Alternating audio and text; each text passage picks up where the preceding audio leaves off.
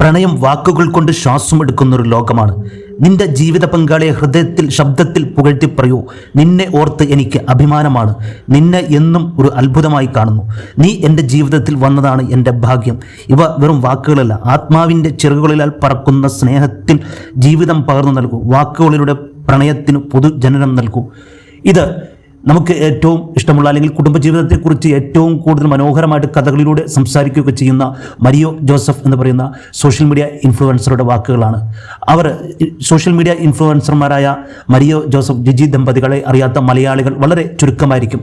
കാരണം ഏറ്റവും മനോഹരമായിട്ട് കുടുംബ ബന്ധങ്ങളെക്കുറിച്ചും ദാമ്പത്യ ബന്ധങ്ങളെക്കുറിച്ചും ഭാര്യ ഭർത്തൃ സ്നേഹത്തെക്കുറിച്ചൊക്കെ വളരെ മനോഹരമായിട്ട് സമൂഹത്തിന് സന്ദേശം നൽകുന്ന രണ്ട് വ്യക്തികളാണ് ഈ മരിയോ ജോസഫും ജിജിയും. അവരുടെ ഒരു സംഭവത്തെക്കുറിച്ച് ഇന്ന് അവർക്കിടയിലുണ്ടായ പ്രശ്നത്തെക്കുറിച്ച് ചാലക്കുടി പോലീസ് കേസെടുക്കുകയും അതിനെ തുടർന്ന് കുറേ വാർത്തകൾ പുറത്തു വരികയും ചെയ്തു.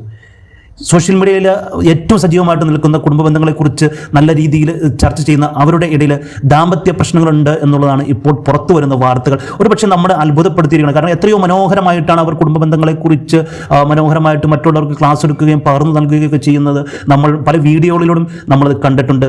അങ്ങനെയുള്ള മരിയോ ജോസഫ് ജിജിയെ സെറ്റ് ബോക്സ് വെച്ചുകൊണ്ട് തലക്കടിക്കുകയും മരിയോ ജോസഫിൻ്റെ 70,000 രൂപയുടെ മൊബൈൽ നശിപ്പിച്ചു എന്നൊക്കെ പറഞ്ഞുകൊണ്ട് ഇവർ രണ്ടുപേരും ചാലക്കുടി പോലീസിൽ പരാതി നൽകിയിട്ടുണ്ട്.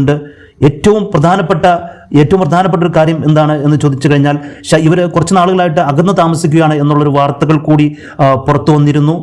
ഈ കഴിഞ്ഞ 25 ദിവസങ്ങളുടെ പ്രശ്നങ്ങൾ, ഇവരുടെ ദാമ്പത്യ ജീവിതത്തിനിടെ പ്രശ്നങ്ങൾ രൂക്ഷമായതോടെ ഇവർ ചാലക്കുടി പോലീസ് സ്റ്റേഷനിൽ പരാതി നൽകുകയായിരുന്നു.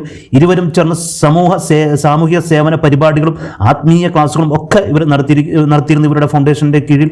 എന്തൊക്കെ തന്നെയാണെങ്കിലും പുറത്ത് കാണുന്നതല്ല ജീവിതം എന്നുള്ളതാണ് ഏറ്റവും പ്രധാനമായിട്ട് ഞങ്ങൾക്ക് പറയുവാനുള്ളത്.